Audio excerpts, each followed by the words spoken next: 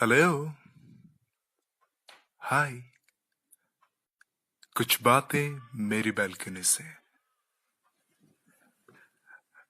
କୁହନ୍ତି କି ରାତିଟା ବହୁତ ଆକ୍ଚୁଆଲି ବଦମାସ। ମନକୁ ବହୁତ କଥା ମନେ ପକେଇ ଦିଏ। କିଛି ଭଲ କଥା, କିଛି ଖରାପ କଥା। ଆଉ ଏ ରାତି ଏମିତି କିଛି କିଛି କଥା ଭିତରେ ନିଜକୁ ଏମିତି ହଜେଇ ଦିଏ। ସେଇଠି ସେ ଆଉ କିଛି ବସ୍ ମନେ ପକେଇ ପାରେନି, ହଜିଯାଏ ସବୁଥିରେ।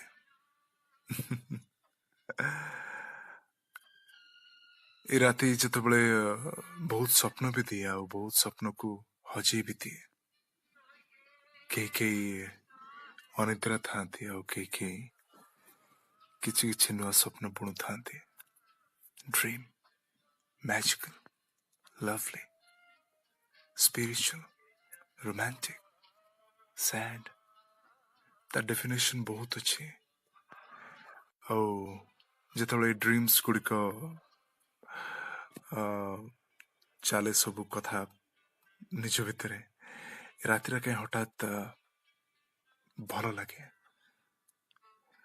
ଫାଙ୍କା ରାତିଟି ଯେତେବେଳେ ଅନ୍ଧକାରରେ ଦେଖାଯାଏ, ଚାରିପଟେ ଖାଲି ତମେ ଅନ୍ଧକାର ହିଁ ଦେଖିପାର, କିନ୍ତୁ ତା ଭିତରେ ଯଦି ଟିକେ ସେ ସ୍ୱପ୍ନର ମ୍ୟାଜିକାଲ ସ୍ପର୍ଶ ଥିବ।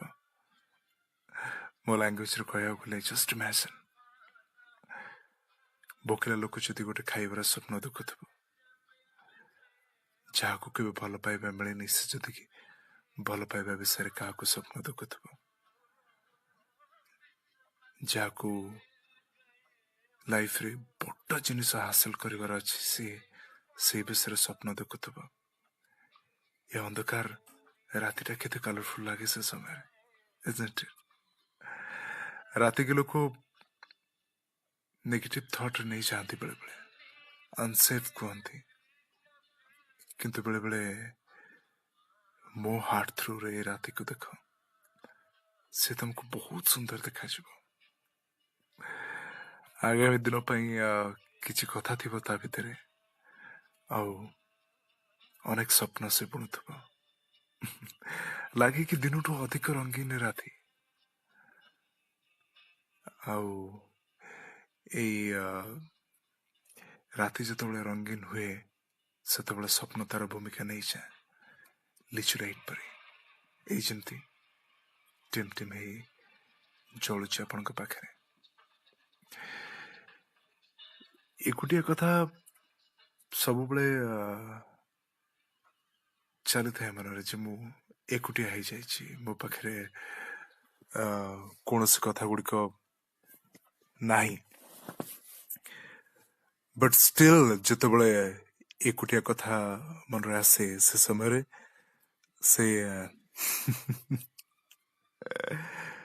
ସ୍ୱପ୍ନ ପାଖକୁ ଚାଲି ଆସେ ଆଉ ତମକୁ କୁହେ କି ତମେ ଏକୁଟିଆ ନୁହଁ ବୋଲି।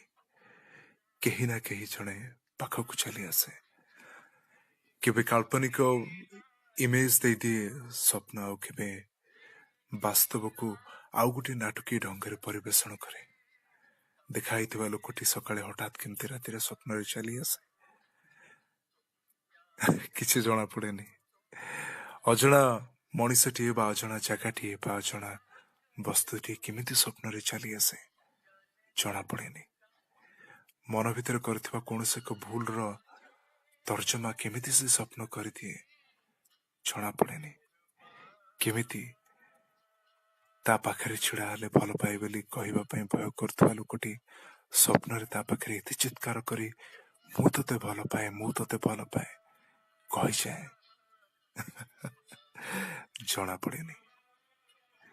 ସ୍ୱପ୍ନ ଅଛି ବୋଲି ଆମେ ଅଛୁ। ଏ ସ୍ୱପ୍ନ କାହାକୁ ଭାବୁକ କରାଏ, କାହାକୁ କବି କରାଏ, କାହାକୁ ଲେଖକ କରାଏ, ଆଉ ଏ ସ୍ୱପ୍ନ ଏମିତି କାହାର ବାଲକନି ମୋ ଭଳି ଖୋଲିଦିଏ। କିଛି କିଛି ସ୍ୱପ୍ନ ଅଧୁରା ରହିଯାଏ, ଆଉ ସେ ସ୍ୱପ୍ନ ଗୁଡ଼ିକ ବହୁତ କଷ୍ଟ ଦିଏ ବୋଲି ମୁଁ ଶୁଣିଛି। କିନ୍ତୁ ମୁଁ କହିବି ସେ ସ୍ୱପ୍ନ ଗୁଡ଼ିକ ଅଧୁରା ନୁହେଁ, ବରଂ ସେଇ ସମୟରେ ସେ ତମର ବେଷ୍ଟ ସପୋର୍ଟର ଥିଲେ, ବର୍ତ୍ତମାନଟିକୁ ତମର ସୁନ୍ଦର କରୁଥିଲେ। ଆଉ ରିଏଲି ଟ୍ରଷ୍ଟ ମି, ସେ ସ୍ୱପ୍ନ ଅଧୁରା କେବଳ ଆମ ପାଇଁ ହିଁ ହେଇଥାଏ, କିନ୍ତୁ ସେ ସ୍ୱପ୍ନ ତା ନିଜ ରୂପରେ ସମ୍ପୂର୍ଣ୍ଣ ଥାଏ। ସେ ରାତିରେ ତମ ସହିତ ଥାଏ, ତମର ଏକୁଟିଆ ମନକୁ ବୁଝାଉଥାଏ ଆଉ କହୁଥାଏ ମୁଁ ତମର। ମନରେ କେବେ କେବେ କଥା ଆସିଛି କି ଏ ସ୍ୱପ୍ନଟି ତମର ନୁହେଁ ବୋଲି? ଦୂର ଆକାଶକୁ ଉଡ଼ିଯିବା ବା କୌଣସି ଗୋଟିଏ ବଡ଼ ଫର୍ଦ୍ଦରେ କିଛି କଥା ଲେଖିଯିବା ଆଉ ବାସ୍ ଭୁଲିଯିବା।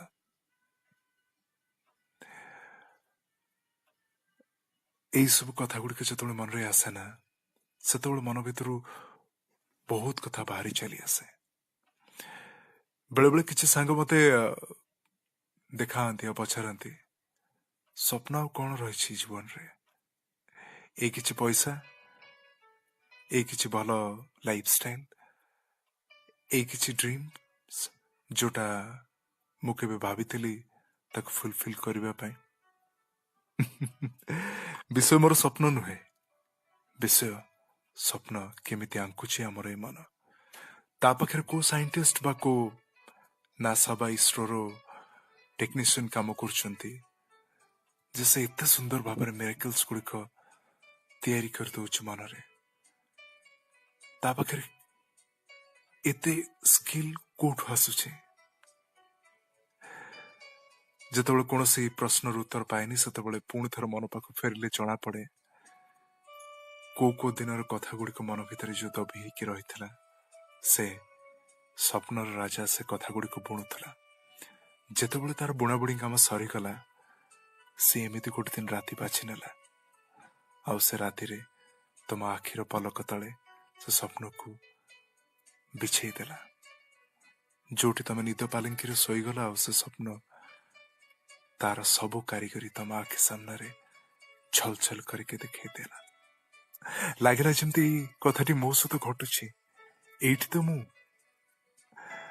ସହରରୁ ବାହାରକୁ ଯାଇନଥିବା ଗୋଟିଏ ପିଲାର କଥା କହୁଛି। ସେ ସ୍ୱପ୍ନରେ ଏମିତି ଏମିତି ଜାଗା ବୁଲି ଆସିଛି ଯାହାର କଳ୍ପନା ସେ କେବେ କରିନଥିଲା। ଏମିତି ଏମିତି କଥା ଗୁଡ଼ିକ ସେ ଅନୁଭବ କରିଛି ଯୋଉ କଥା ଗୁଡ଼ିକ ସେ ବାସ୍ତବ ଜୀବନରେ କରିନଥିଲା। ସକାଳୁ ଉଠିଛି ଆଉ ତା ମନ ଭିତରେ ଗୋଟେ ବିରାଟ ବଡ ହସ ଅଛି ଯେ ମୁଁ ନହେଲେ ନାହିଁ, ମୋ ସ୍ୱପ୍ନ ତ ମତେ ମୋ କଥା କରିଦେଇଛି। ସେ ସ୍ୱପ୍ନ ଗୁଡ଼ିକ ମେ ବି ତାର ଆଜିକା ଡେଟରେ ଅଧୁରା ଥାଇପାରେ, କିନ୍ତୁ ସେ ସ୍ୱପ୍ନଟି ତ ପୁରା ଥିଲା। ସେ ସ୍ୱପ୍ନ ତ ସବୁ କଥା ବୁଝିପାରୁଥିଲା।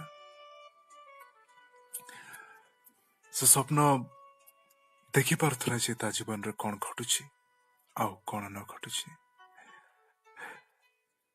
आरिफ भाई थैंक यू।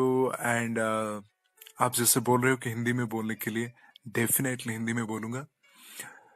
जैसे कि जिंदगी में कुछ बातें अधूरी रह जाती है, और ये बातें जब अधूरी रह जाती है, हम अपने सपनों को कोसते हैं।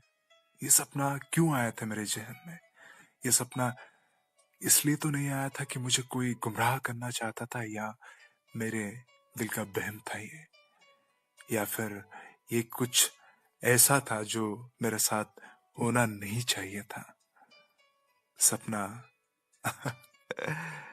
जिसका नाम ही एक लड़की का नाम के साथ इतना मिलता जुलता है, जिसको सोचते ही लगने लगता है कि ये सपना है, ये सुंदर ही होगी, ये खूबसूरत होगी, और जिसकी आंखों में बहुत ही नशा होगा, और जिसकी ओठों में इतनी गुलाबी होगी जो जिंदगी को गुलाबी कर देगी। और जब वो बोले, चारों तरफ सरगम बजने लगे, और जो अपने केश खोले तो जिंदगी के सारे जो धूप है, जो दर्द है, वो इस छाव तले दब जाए। किसी लड़के से कम नहीं है, इसीलिए तो उसका नाम सपना है।